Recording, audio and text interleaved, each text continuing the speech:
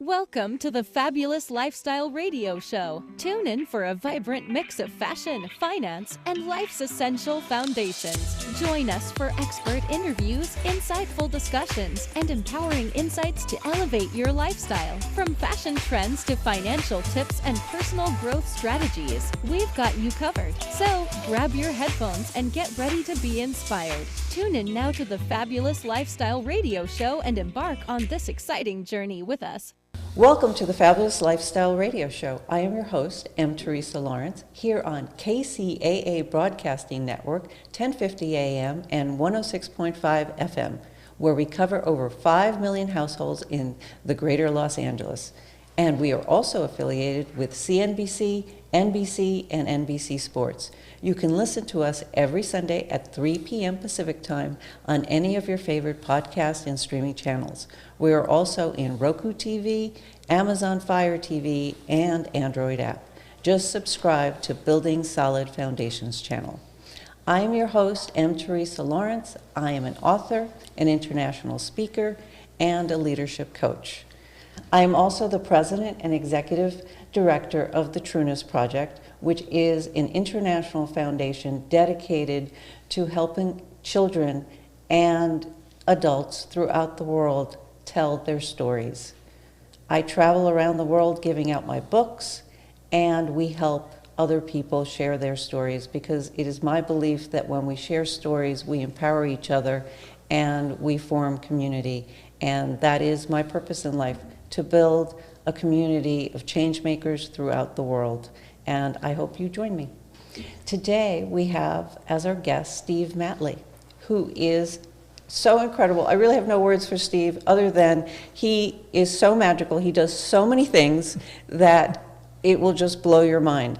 For one thing, he is also a host. That's right. On this network, and I have learned so much from him. But Steve Matley has over 30 years experience in real estate investing, land development, and construction management. Steve Matley has over 30 years experience in real estate investing, land development, and construction management involving commercial, institutional, residential, and public works projects. Steve participates as a facilitator and speaker, presenting for seminars, conferences, and symposiums. I have heard him speak. He is phenomenal. Steve is ahead of the construction management program at New School of Architecture and Design in San Diego, overseeing traditional undergraduate and online graduate degree programs. Thank you, Steve, for joining us. It's great to be here, Teresa. Thank you for having me. So, Steve, I really want to learn about your background. How did you get interested? First, I'm going to talk about real estate because that's your forte, that's and right. I've learned a lot from you because I've gone to your seminars. So, how did you get interested in real estate? Did you start in real estate? Or? No, I came out of, I went to business school, and the reason I went to business school is I didn't know what I wanted to do when I grew up, and that's what you take is business when you don't know what you want to do, because then whatever you decide to do, you just make a business out of it, right? That's kind of how I got roundabout there. And so I ended up working in the business of construction because I was always interested in construction. So I got a general contractor's license, and I was doing custom home work in the Coachella Valley area, Palm Springs, Palm Desert, La Quinta, those areas. And I was, by accident, ended up in a job interview, and I don't remember how it all happened, but I ended up in this job interview that I didn't need or really want for this, and I never heard of the company. And so they talked about what they did. And what they did was everything I always wanted to do in the construction business. I didn't know how to get into it. It was more the commercial and the public works side, which is hard to do from the residential side. And the more they talked, the more interested I was in doing it. So I ended up turning that around to talking them into taking a chance on me. And I had friends out there that also were contractors. So I passed all my, I finished up what I had, and I passed new contracts over to them. And then I took this position on for a construction management company. And it's an agency construction management company, meaning they don't design, build, or engineer a thing. They're just an outsourced manager for the owner. And I found it fascinating. I ended up doing initially residential reconstruction, and then I was doing high-rise commercial stuff in LA, and I built several houses of worship, and San Diego State, and did a big dormitory out there. So a lot of different things, and it just opened up all these different avenues. And several of the projects I did were kind of what we call turnkey. They were soup to nuts for the owners, meaning help them find the land, design, development, construct, move them in. And that's where I got really interested in the development side. So that's how I ended up working towards the real estate and development. So I'm just fascinated that you didn't know how to do any of this, and you dreamt about doing all of this, and this just fell in your lap. Right. So I don't have any formal education in construction management or real estate per se, but I do have an MBA, which means I learned finance and accounting and leadership No, I and those totally things. get that. Right. It's just applied it to that business. And so the construction I learned by asking anybody and everybody that would stand still long enough, every stupid question I could think of. And they were nice enough to answer me. Most people I found actually enjoy talking about what they do. They're proud of it, and nobody ever discusses it with them. And so when you talk to, like, say, a building inspector who nobody wants to talk to, they're like the traffic cop on the job, right? And you talk to them like a human being and say, hey, so tell me, what are you looking at? What's important to you? Why are you doing this? What are we trying to find here? And not to pin them down, just genuinely curious. And they would explain what they're doing, why they're doing it, what's important. And I'd learn a lot. I talked to the trade contractors, I talked to suppliers, and that's how I learned the construction side. Now, the real estate side, I started getting a glimpse as a construction manager as I was doing, like I say, more turnkey and design build type projects. But I have a business partner who lives in Florida. He and I had been friends for at least 10 years before we ever went into business together. And he had a strong background in real estate acquisition and entitlements. And so we, again, it was another one of those happenstance. I'd known him forever. We had a little lunch meeting, talked about what are we up to. And it just so happened that I was trying to get some projects going that I could build up my retirement income base that didn't compete with my company. I didn't want to do anything that competed with my company, and my company didn't do land and entitlements, but I'd learned a little bit about it there, not at that level. He had tied up several pieces of property and was looking for capital. I already had investors that were waiting for me to go find something. So over lunch, we're like, you've got the land, I've got the money, this might work, duh, right? So we ended up forming our first project. And over the next, 7, 8 years, we did over 40 projects together. Wow. So one of my pillars is wealth consciousness, and I have been to your seminars, and real estate is a great way for people to build wealth. As Will Rogers said 100 years ago, buy real estate, they ain't making any more of it, right? Yes. The land we have is the land we have. So can you share with the audience, let's say that they have extra income and they want to get into real estate. What would you advise them to do? Okay, so one, you want to step cautiously because there's a lot of opportunities, and if you don't know what you're doing, you have to be very careful where you put your money. So I always recommend people go and hang out with people that know what they're doing. If you want to catch a cold, you hang out with people that have a cold. If you want to catch some real estate savvy, hang out with people that got some real estate savvy, right? It'll rub off on you. And so there's real estate investor associations and those things out there. I actually teach classes in helping people figure out how to do syndications, and I do it for a real estate group. It's not my program. I do it for them for free. And because I like educating people on what we do. And I know you sat in a couple of my events that I've done, right? Just I'm not selling anything or pitching anything. I'm just teaching people because I think once you've educated people, they'll make their decisions on where they want to go. And I also highly recommend to people when they're new is find people that you know, like, and trust that are in this industry doing well with a good track record, and maybe put some money with them, because you don't need to know everything if you put your money with someone who knows a lot of stuff, and then you will learn in that process. And you can, ask them questions. You'll at least start seeing from the periphery how these things work, what the process looks like, and over time you'll build up some knowledge on it to where you have confidence, because confidence comes with knowledge. Thank you. So I have to give a full disclosure. I have invested with Steve because I know, trust, and what was the other? You have to know, like, and trust people. Know, That's right. like, and trust.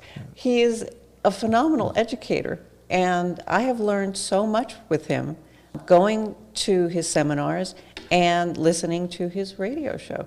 That's where I'm going next. The radio show and your journey to really master that. We're going to dovetail back to the real estate. I don't know I'd call myself a master, but I hold my own. You do hold your own. Let's just put it that way. But I just want to build up to this. I had the pleasure of going to a seminar with Steve, and then I had the pleasure of going out to lunch with him and everybody else. You attended my mastermind, right? Yes. Yes. Yeah. Yes, but at lunch, you shared your story of how you wanted to develop your skills, and I'm noticing a pattern that when you want to develop a skill, you do hang around with people that are very knowledgeable in what they do. You pursue that, you learn the skill, you get in the mix, you get messy, and then you teach the craft, which means you've actually mastered it, because teaching something enables you to get to a higher level of knowledge. Absolutely. And I see you doing that in everything that you do. That's the method, yes. Yes. So we're going to take a break now, and when we get back, I'm going to ask Steve about his public speaking and his radio show and the things he did to get there. We'll be right back.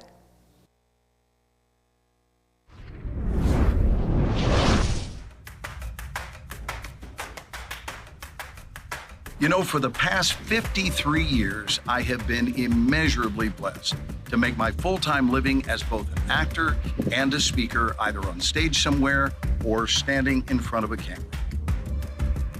I wanted to take a moment today to tell you how excited I am to be coming to San Diego, California this fall to teach you how to become a professional speaker. I will be teaming up with the multi-talented Marie Waite, and together we will help you design the most compelling, passionate, and energized version of you have ever known. This will equip you with a newfound sense of confidence and the exuberance that it takes to get out there on stage and change lives. The dates are October the 17th through the 20th. I look forward to seeing you there.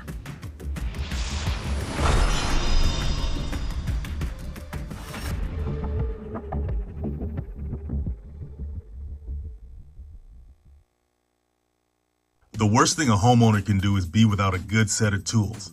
Don't find yourself caught without the right tools.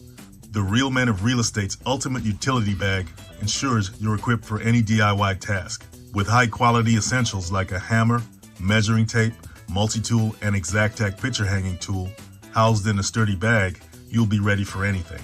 It's not a good feeling when you have to stop right in the middle of a project because you didn't have that tool that you should have had in the first place. Introducing the Real Men of Real Estate's Ultimate Utility Bag from Caliber 8. This ultimate all-around-the-house tool bag includes essentials like a non-slip grip 16-ounce claw hammer with a nail starter, which is perfect for keeping your fingers safe from getting smashed, a durable 16-foot measuring tape, which is a must in any toolkit, a compact toolkit small enough to fit in your glove compartment or your kitchen drawer, with a utility knife, 2 Phillips and flathead precision screwdrivers, a mini socket set, a box of wood and machine screws, needle nose pliers, wire cutters, and a driver set with flathead Phillips and Torx style bits, and the Exactac picture hanging tool, which makes picture hanging easy with no measuring required or stray holes to deal with. With everything you need conveniently packed in one sturdy bag, you'll be ready for any DIY task. Call area code 619-453-4664 or visit realmenofrealestate.com. The first 10 shoppers get a 10% discount with promo code TOOLS. That's TOOLS. Unlock the power within you with Who Do You Think You Are? Delve into the art of personal branding and craft a legacy that leaves an indelible mark on the world. Learn from real-life experiences and actionable insights, empowering you to become a leader in your field. Get your copy now and embark on the journey to unleash your true potential. Now available on Amazon.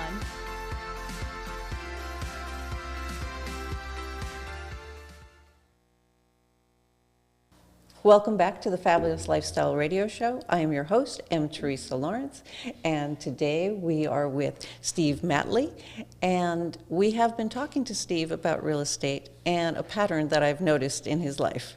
He figures out what he wants, he finds people that are very good at it, he learns from them, he masters the craft, and then he teaches the craft. Now, I'm not quite sure if he ever taught being a stand-up comedian, but he has this incredible radio show, and he's so good at it. And I had the pleasure of attending a seminar with him and then going to lunch. And then he told the story of wanting to master public speaking and going out and becoming a stand-up comedian and the things he had to go through with that. And my jaw dropped. I was just like, what? There were these great stories. And so if you could share some of these stories, because it just humanizes you. Okay. Well, so my intent has never been to be a stand-up comedian. And in fact, if you ask either of my daughters, they will confirm vehemently I'm no stand-up comedian. In fact, the term I heard from them most often while they were growing up was, "You're not funny, Dad." So, that's, because dads are always trying to be funny to their kids, Didn't right? you win something? I mean, it's like this crazy story. Yes. So the story on that is really about the public speaking. And so if we go back into when I was, school and early college, I was terrified of public speaking, terrified. I mean, literally the day the oral report was due, I was sick at home because I wasn't going to go in and public speak, and I would take an F for the project instead of stand up in front of the class. No, this is really important because I'm one of those people that's also scared of public speaking, and I know that everybody who's listening here is pretty much scared of public speaking. It's the number one fear Jerry humans have. Seinfeld once observed that public speaking is the number one fear, and fear of dying is number two, which means if any funeral you go to, more people are afraid of doing the eulogy than being in the box, which is crazy, right? So I was in that category. Well, when I got into college, classes, if you didn't do your presentation, you failed, and you're paying a lot of money to be there. And so at that point, you're going to get over it, because I am not going to fail classes I spent thousands of dollars to take, and I'm trying to get through this program. So you suck it up and you do what scares the heck out of you. And I learned I never died when I was up there speaking. I may have died figuratively as far as not a good presentation, but it really wasn't lethal or even dangerous. And I found that most of the class were just as nervous as I was, and they were very supportive because they wanted you to be supportive of them too. And they were all empathetic towards each other. So it was actually a very nurturing kind of environment, even in graduate school. So then I got into the industry, and part of public speaking was a huge part of my job. I had to go obviously give presentations as a general contractor to get work. As a construction manager, I had to go give presentations on projects of tens and hundreds of millions of dollars for the company. And if you foul that up, we don't get the contract that we've been working on, right? So you have to get adept at it. When I started, and I got pretty good at it actually. And then when I got to my own company, I no longer was doing a lot of speaking in front of groups because it was a lot of paperwork. It was more the management side. And I was afraid I was losing that skill, because if you don't use it, those fears come back, right? Just like if you get over acrophobia and you don't go in a high place a long time, you get afraid of heights again, right? So the only time I was public speaking were in very high pressure situations like planning commission meetings, where nobody's there that supports you. The only people that show up hate you, right? So you got to be able to hold your own confidently. Yeah. And I joined a group called Toastmasters, where I learned public speaking. Well, it got to the point where I got so comfortable public speaking, I had the opposite problem. When you have no nervousness anymore, now your danger is that you're not going to prepare like you should. You start getting lazy about it, and you kind of like, I can phone this in. We're having a course on public speaking. Yeah. This is like so selfish of me, because I need No, this that's right okay. now. That's okay. But I think this is true. I've seen people in the journey where they get so comfortable, they think, I can just wing this thing. Boy, is that a recipe for disaster, because you're going to tank yourself at some point because you didn't prepare like you should. You still need to prepare. There's a discipline there.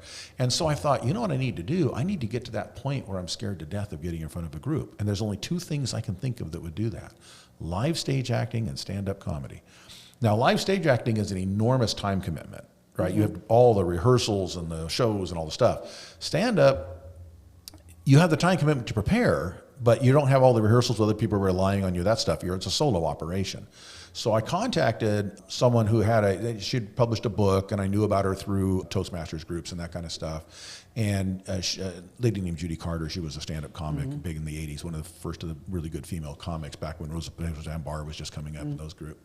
And so she ran a little class on this stuff. And I did this with her where she set me up at a weekend showcase at the Hollywood Improv on Melrose. So she produced showcases there. So I was in this showcase. And that's one where basically I had 5 weeks to come up with 5 minutes, and it better be good. And the rule that I was told was, if they're not laughing when you get up there, they better be laughing when you sit down. And if they are laughing when you get up there, they better be laughing when you sit down, because the show's got to continue. And where I can throw humor into a regular talk, or like here on the radio show, I could throw a little joke out, and if it doesn't go, I just pretend it wasn't really a joke and we move on, right? And when you're in a stand-up comedy, people paid a cover charge and a 2-drink minimum for you to make them laugh. And you got about 20 seconds to get that first laugh, or it's the longest night of your life. And so I did that, and I prepared, and I must have written an hour of material to get to 5 minutes that was any good. And I practiced and practiced and practiced and practiced. But and I also did a lot of study into comedy. I was studying the psychology behind it. What makes us laugh? The rules of 3 and tricking the mind and all that kind of stuff. What's the rule of 3? Oh, the rule of 3 is you set a pattern up and then disrupt it. So I go to some topic, I list 2 examples that make sense, and then one that's ridiculous. And then that's what makes it funny, right? Okay. Is because I did a curve on you. See, Humor, this is the study aspect of Yes. Steve Matley. Yeah, We're getting yeah. the pattern. Are you guys in on the and pattern? if you listen to stand-up comics, you'll see they do that, because they set you up and they give a premise, and they give you 2 examples that support the premise, and they give you one that connects but is ridiculous, and that makes you laugh. It fools the mind. That's why the joke's not funny after you've heard it 20 times. So that's the rule of 3. You mentioned something else. Well, you're tricking the mind all the Okay. time. And so I learned kind of psychology behind how this works. I did a serious study into humor, right? And then tried to mix that in. And I did a premise. At that time, I had 2 teenage daughters at home, a wife. I had a dog who was female. Bird was female, all the pets, right? And so my whole shtick was I was the only male in a house of females. Now, this was before Tim Allen did his show, which was, about the same thing. So this was just, I called it Life on the Estrogen Farm. And it was just, being outvoted on everything, right? And it was the humor of just being out of my element with nothing but women around me. And one of the lines I used was, it was my own fault. I used to pray to God that I could be surrounded by beautiful women, and this is how it happened. So I did the whole, I prepared that routine. I went down there, and I got to tell you, when you practice a routine, it's not funny to you anymore.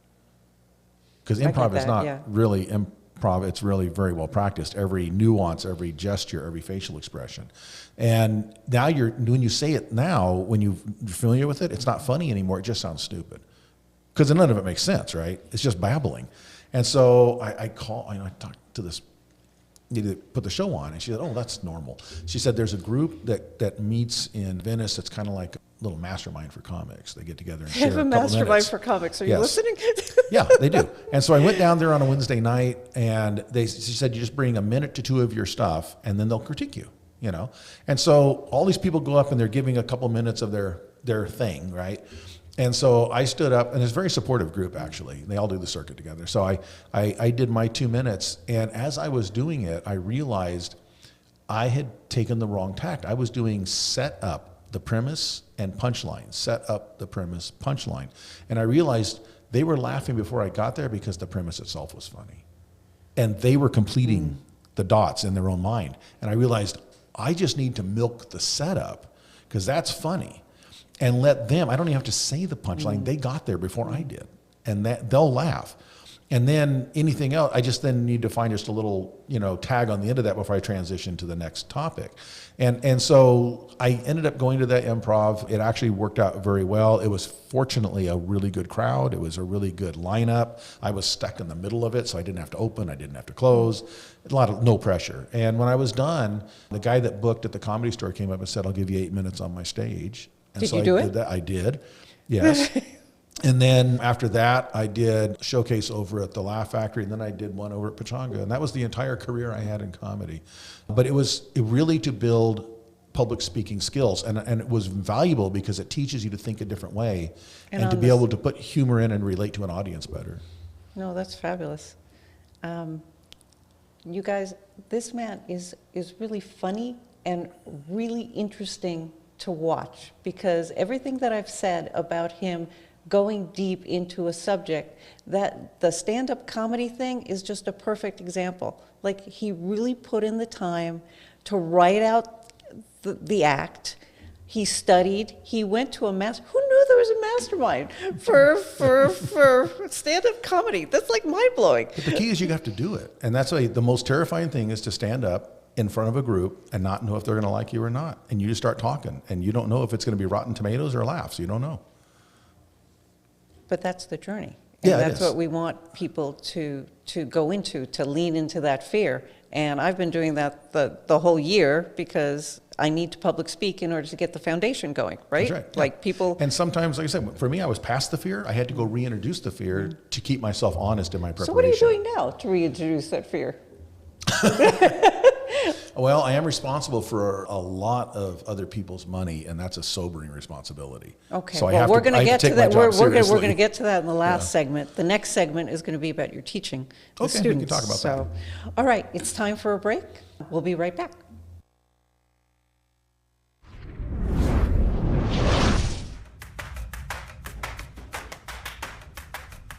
You know, for the past 53 years, I have been immeasurably blessed to make my full-time living as both an actor and a speaker, either on stage somewhere or standing in front of a camera. I wanted to take a moment today to tell you how excited I am to be coming to San Diego, California this fall to teach you how to become a professional speaker. I will be teaming up with the multi-talented Marie Waite, and together we will help you design the most compelling, passionate, and energized version of you have ever known. This will equip you with a newfound sense of confidence and the exuberance that it takes to get out there on stage and change lives. The dates are October the 17th through the 20th. I look forward to seeing you there.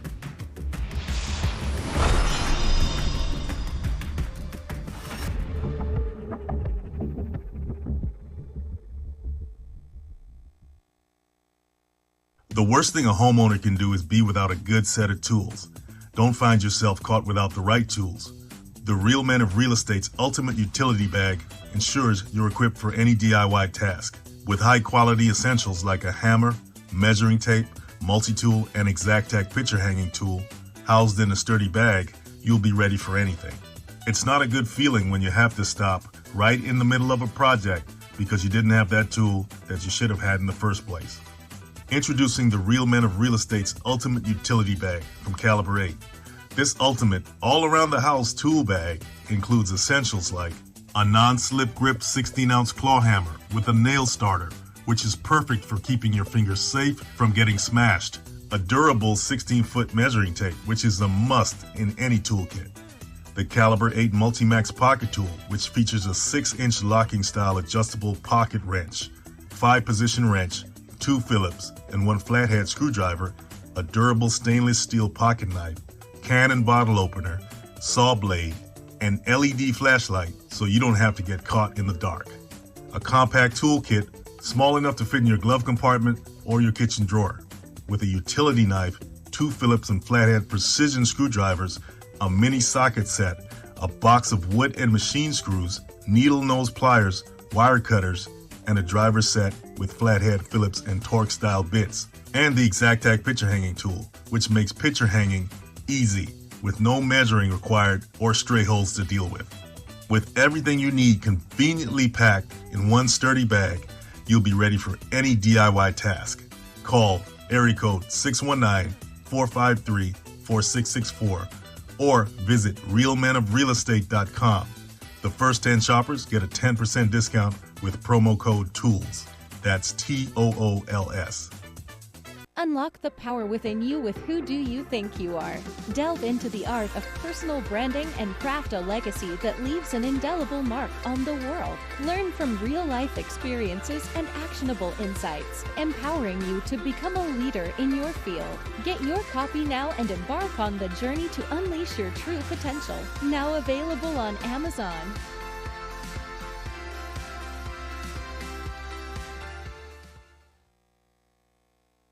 Welcome back to the Fabulous Lifestyle Radio Show. I am your host, M. Teresa Lawrence. Today we are with Steve Matley, and in this section we're going to talk about his teaching and what he's teaching his students. And I just heard that you went to Las Vegas because your students were in a competition. That's right. Share with the audience what that's all about. Okay, well, so I will tell people up front, I'm an accidental educator. It was never my intent to be an educator. My dad was an educator and at a college, and I thought, that's the most boring job in the world. Why would I ever do that? And then I was never a good student. So I always tell people, like, I graduated high school in the half of the class that makes the top half possible. So I wasn't going to any college. Nobody wanted me. But I did go to a community college after high school as kind of transitioning. And I realized I actually could do it. I had kind of been told that I was probably the kind of person that wasn't meant for college. I should think about trades and those things. My high school guidance counselor kind of guided me that direction. I will say to any guidance counselor out there, even if that's where a kid's bent goes, don't tell them they can't. Tell them, here's some options you have if you want to do something different, but don't tell them they're too stupid to go to college. So, which is essentially what I was told. So, Wow. I went to community college and I did okay. And then I realized, I could transfer to a four-year university that has a local satellite. I was in a town that didn't have a lot of universities.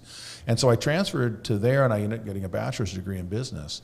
I took a couple years off, and then my dad, he said, look, I will pay for your first 2 terms to get a master's degree to get you started, because he knew that once I start something, I tend to finish it. He just needed to get me going. Right. And so, he paid for that tuition and those books, and that's really the only financial aid I ever had going through school.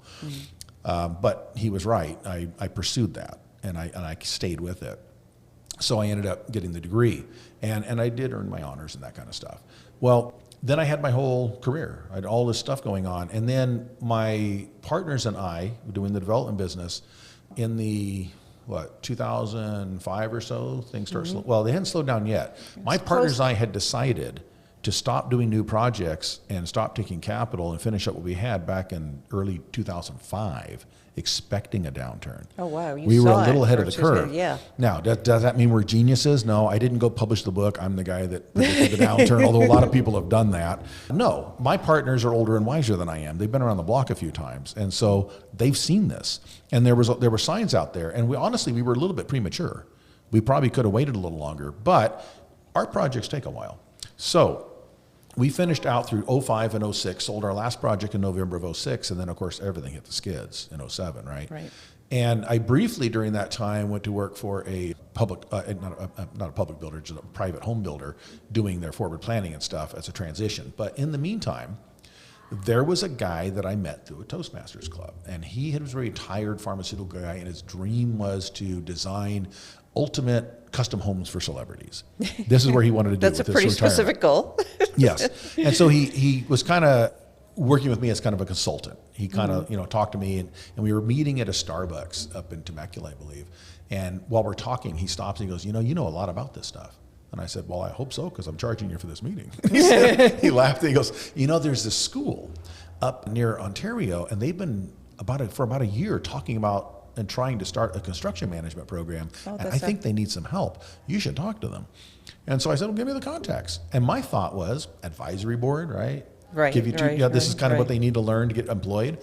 And so I went up and talked to the president of the school, and they should pick my brain fully. I mean, just all the stuff. And then I didn't hear anything for a few weeks, and I thought, okay, well, there's nothing coming out of that. And I just called them before I was leaving town on vacation and said, hey, look, no pressure, but just letting you know I'm going to be out of town for the next week. But if you need anything, let me know. And the lady goes, oh, you are on my list to call. The president needs to talk to you again. Can you get up here tomorrow? Oh, and wow. I said, sure. So I drove up there, and she talked to me a little more, and then she kind of did this, have you ever worked in education? No. Any experience with it? Well, as a student, that wasn't that great. Do you think you could design this program? Well, I don't see why not. And so that was kind of my answer. That's Sure, good. I could do that, right? And so I said, but here's the deal. I can give you the content and what I think the students need to learn and figure out what classes to do, but I'm not an academic, so you need someone to write all the stuff for accreditation. I don't do that. She goes, we have a team to do all that. You just need to do that. Okay. And I said, okay. So I started that. And then I designed this program. It was a 2-year associate's degree program in construction management. At that time, there wasn't another accredited one of those this side of New Mexico. Now there's quite a few. There's several of them. But at that time, there wasn't, and there had never been an online one in 2-year degree anywhere. Was and we this one designed that. online? On ground and online. I did both. Wow. We did them concurrently. And I did the whole thing in 90 days, and I sent it up to them, and then because that was my goal, they sent it back, and they said, this is great, but you're really fat on the credits. I go, what do you mean? They go, well, you've got like a lot of credits in here. You got like 90 some odd credits. And I said, and what does that mean? they said, well, you know, an associate's degree is about 60 credits. I said, no. I said, well, you have an associate's degree. I said, yeah, but I didn't count credits. I went to school till they said, congratulations, stop going to school. That's the way I did all my programs. I didn't care how many credits they were. Right. And so they said, no, you got to be about 60. And so I went and started shoving 15 pounds in a 5-pound sack to shrink it down. Right. But I really was kind of struggling with, but this is what they need to know. So I kind of just made it tougher. And then I condensed it, and I got it down to 67 or 68 credits. And they said, that's close enough for us. And so then they pushed it through WASC, the accrediting committee, got it accredited because the school was already accredited. And so that was 120 days after I had showed up the first day with an idea. Now, I didn't know that education takes forever. I come out of a construction business. Delay is disaster. No, it takes forever. I'm trying to change education. Yeah, delay is disaster. They thought I walked on water because nobody gets it done this quick. And I thought I was 30 days behind my schedule, right? And so we had I started August 1st at that school, and in the second week of January, we sat our first students in that program, a fully accredited program. And so I ended up running that program for, I don't know, I was at that school by 8 years, and actually I at one time became the dean of the school, which I thought was hilarious when I think back to my high school guidance counselor. Thinking, boy, that guy would, he would think great. The whole world's turned upside down now, exactly. He's sure hell froze over. Yeah, that was hilarious. You know, the fact that, it was crazy. But it was a great, great recession hobby, honestly, because again, the industry was slow at that time, right? There wasn't a lot going on. And it was a lot of fun, and I thoroughly enjoyed it. I had no idea I would enjoy teaching students that much. And so I ended up helping California Baptist University when they started their program. I helped that program director launch a few classes, primarily so I could articulate my 2-year program over to their 4-year. Because one thing I did for my students, because I knew that a 4-year degree was very valuable to them, I had about 8 different schools that I set up articulation agreements so the 2-year degree could go to them and they could turn it into a bachelor's degree if they wanted it to. And that came from your personal experience. Yes, exactly, because that's how I went. Community college to 4-year, exactly. Right. And so it was kind of designing it the way I wish things had been when I went through, And so it was an easy, they don't have to take credits and leave credits. It comes as a package. Here's 60 credits automatically for your bachelor's degree, and then you finish it up, right? So as part of the program, you spoke about a capstone.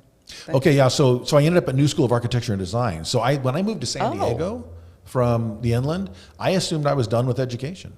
And I was here not even 2 weeks when I got a phone call from a guy. And he said, hi, my name is George. I run the program, a construction management program at New School. I said, New School doesn't have a construction management program. I did the research. He says, no, it's fairly new. It's only been here a couple years. I said, okay, that didn't exist when I was designing one. He goes, nope. And he says, so we've launched a bachelor's degree, and we just started a master's degree in it too, but the master's degree is online. He says, somebody who knows me knows you and said, you know how to teach college classes in construction management. And I said, I do. He says, can you teach a class for me in the winter term, starting in January? And I said, okay, what is it? He said, commercial construction. I said, I can do that. So I went there to teach one class for one term. And then, of course, you have to deliver your CV or your resume to them, right? Well, then he sees that, and he's like, well, hot diggity dog, this guy can teach all kinds of stuff, right? So then he starts just scheduling me for classes, term after term after term. And eventually, when he decided to step back and retire, he didn't ask me. He voluntold me to run the program. Wow. He basically said, you're the next program, the next head of the program. I said, do I get a choice? He said, no. I just have to interrupt. You're basically a yes man. You have said yes to all of these opportunities that come your way. Well, here's the irony about that. And half of the time, you didn't know what you were getting into. If I want to do it. So here's the irony about that. I say no to a lot of things. I have no problem saying no to a lot of things because I need my schedule clear. However, when opportunities present themselves, and if those opportunities align with kind of my personal purpose, mission, who I am, what I am, why I exist, and where I'm going as far as my vision goes, where if it gets me closer to where I'm going, even if it's nothing I had never considered, I'll jump on it. I'll do it if I find it interesting. And education was something I found extremely fulfilling, very interesting. It kept me tied to an industry that I really wouldn't have been otherwise because more the development side isn't really connected to the commercial or residential construction side as much if you're just doing the land. So yeah, I ended up running the program. Well, now I teach a full-time load, right? So I ended up teaching the capstone class when the teacher who had taught the capstone left. So the capstone class is where they take all the stuff they've learned in 4 years and put it all together, right? All the pieces of the puzzle now have to create a picture. Right. So I actually, one of the first things I did was change the capstone to a fall term when all the competitions were, because I had students that wanted to do competitions. And I realized, you're doing a whole integrated project here for a competition, and then you're doing a whole one over here for a grade. Oh, so yes, And that you're busy, it just busy makes students. sense. And I don't have to now come up with projects because industry associations that run these programs, these competitions, they have project plans and RFPs and outlines and constraints. I just need to adjust it to make sure that the course learning outcomes are met as well as the competition outcomes, right? So I have a slight, they do basically two slightly different versions, but not hugely different versions of the same project, because and the one in class, they're going to do probably an hour-long presentation with almost an hour of Q&A, and the competition, they'll do about a 10-minute presentation with about 10 minutes of Q&A, right? So and that's actually not a bad thing. Can you take this project and boil it to its essence and present it and get a win out of it, right? And so I asked them, the students, what would you want to do for your capstone? And like this last year, I talked to them in the spring term last year, the ones that were going to be seniors this year, and they said, we'd like to do a residential custom home competition. And I said, with "You're that, on." it's time for a break. Okay. All right. We'll be right back.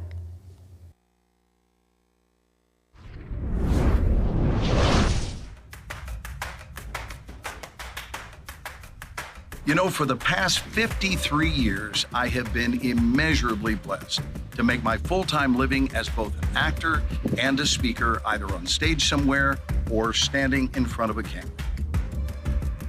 I wanted to take a moment today to tell you how excited I am to be coming to San Diego, California this fall to teach you how to become a professional speaker. I will be teaming up with the multi-talented Marie Waite, and together we will help you design the most compelling, passionate, and energized version of you have ever known. This will equip you with a newfound sense of confidence and the exuberance that it takes to get out there on stage and change lives. The dates are October the 17th through the 20th. I look forward to seeing you there.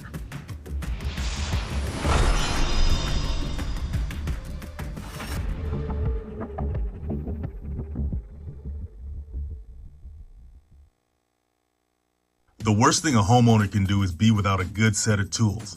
Don't find yourself caught without the right tools. The Real Men of Real Estate's ultimate utility bag ensures you're equipped for any DIY task. With high-quality essentials like a hammer, measuring tape, multi-tool, and Exactac picture hanging tool housed in a sturdy bag, you'll be ready for anything. It's not a good feeling when you have to stop right in the middle of a project because you didn't have that tool that you should have had in the first place. Introducing the Real Men of Real Estate's Ultimate Utility Bag from Caliber 8. This ultimate, all-around-the-house tool bag includes essentials like a non-slip grip 16-ounce claw hammer with a nail starter, which is perfect for keeping your fingers safe from getting smashed, a durable 16-foot measuring tape, which is a must in any toolkit, the Caliber 8 Multi-Max Pocket Tool, which features a 6-inch locking-style adjustable pocket wrench, 5-position wrench, 2 Phillips, and 1 flathead screwdriver, a durable stainless steel pocket knife, can and bottle opener, saw blade, an LED flashlight so you don't have to get caught in the dark. A compact toolkit small enough to fit in your glove compartment or your kitchen drawer, with a utility knife, 2 Phillips and flathead precision screwdrivers, a mini socket set, a box of wood and machine screws, needle nose pliers, wire cutters, and a driver set with flathead Phillips and Torx style bits, and the Exactac picture hanging tool, which makes picture hanging easy with no measuring required or stray holes to deal with. With everything you need conveniently packed in one sturdy bag, you'll be ready for any DIY task.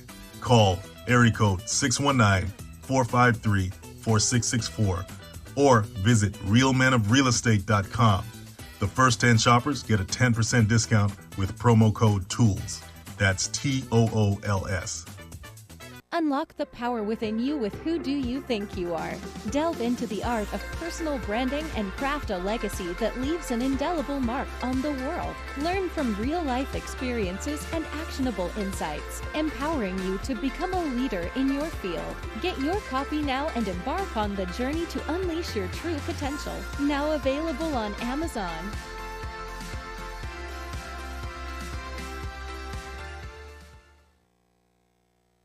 We are back. Welcome back to the Fabulous Lifestyle Radio Show. I am your host, M. Teresa Lawrence. I am here with Steve Matley, and when we left off, we were talking about the capstone year of the students he teaches and the competitions that take place around the country on building.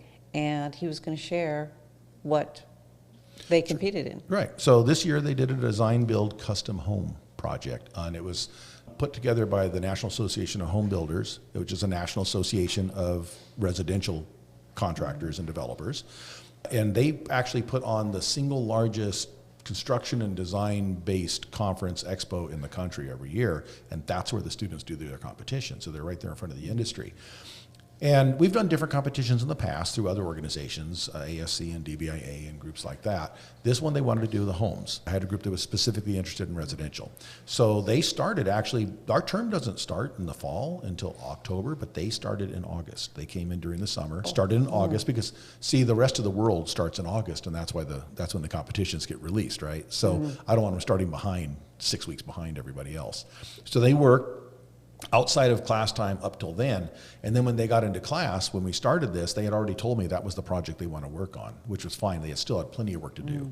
So they'd done all the market research and their kind of their land choice at that point. And now they were going into design. So I had 2 architect students, an interior architect and design student, and about 6 or 7 construction management students that were on this team.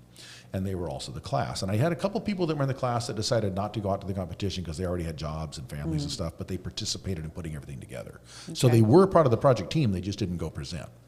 And that's what they did. They worked all through the fall, and then they delivered it, one version of it as the final exam for their capstone for the class, and I had a panel of faculty and industry people they presented to and evaluate them based on the course rubric. Then they repackaged everything into what the competition needed, which was a much more condensed version of it, no more than 20 pages. And they submitted that in the second week of December to the national competition judges. Then they spent, when they came back from the break in the new term, they spent January and most of February putting the presentation together, the slide deck and the dog and pony show, right? And they worked on that. The graphics they needed, did some fantastic graphics and video fly-throughs of their project. It was really phenomenal. And then I had them do 2 practice sessions, again, in front of both faculty and industry, but this time under the competition rules, 10 minutes presentation, 10 minutes Q&A, very tight. Well, their presentation, according to the judges, was by far the single best of anybody out there. They came in 4th place, and the judges said the top 5 teams were separated by no more than about 4 points. That is so impressive. So it was really tight. And then I went through, actually in class with them last week, I went through, this is what the judging sheets we got back. And we talked and we said, okay, it looks like you missed a couple points here, missed a couple points there. And I said, this was a phenomenal project, but for whatever reason, you lost, like if you lost half a point here and you lost a quarter of a point here, that maybe that's all it took to keep you off that podium because someone else, maybe they weren't perfect, but they didn't miss that point. And so we had to talk through that. And I told them, but every single judge said you were by far the best presentation. But the presentation's only 20%. You can just tell you're so satisfied with what you do with that.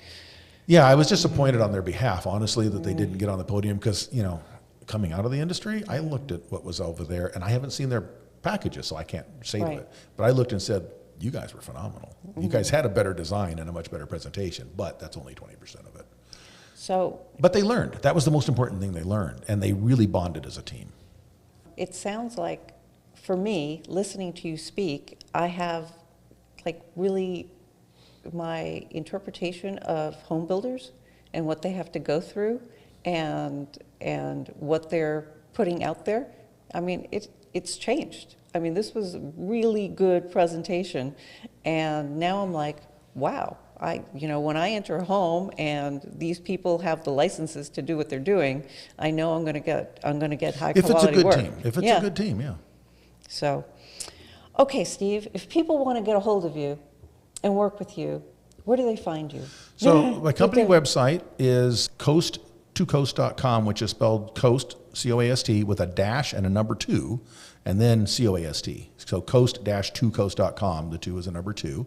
My email is the same, Matley, SMATLEY, at coast-2coast.com.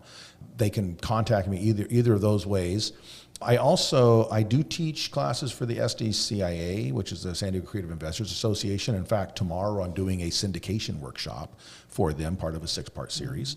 So, and that's a group of real estate investors, and I speak at a lot of those investor associations. So I'm out there well beyond the school. I do a lot of education as part of my company as well, and because I believe investors do better when they're knowledgeable and confident and comfortable in what they're doing. And again, knowledge creates the confidence. So once again, disclaimer, I have invested with Steve, and now you know why. You have just been educated on stand-up comedy, on teaching, and on real estate, and we've had a very good time. Thank you, Steve, for joining me today. Thank you, Teresa. I really enjoyed our conversation. Yes, it's been a very fun time. Thank you all for joining me. If you want to watch the replay, we are available on Roku TV, Amazon Fire TV, and the Android app. And remember, just subscribe to Building Solid Foundations. I am your host, M. Teresa Lawrence, and I can be reached at mteresalawrence.com. mteresalawrence.com. Thank you so much. Welcome to the Fabulous Lifestyle Radio Show, where we talk about food, fashion, finance, and foundations of life. We are live on KCAA Radio Broadcasting Network. KCAA is affiliated with CNBC, NBC News, and NBC Sports. We are sponsored by Sheltered Studios, Fire Connect, and Building Solid Foundation.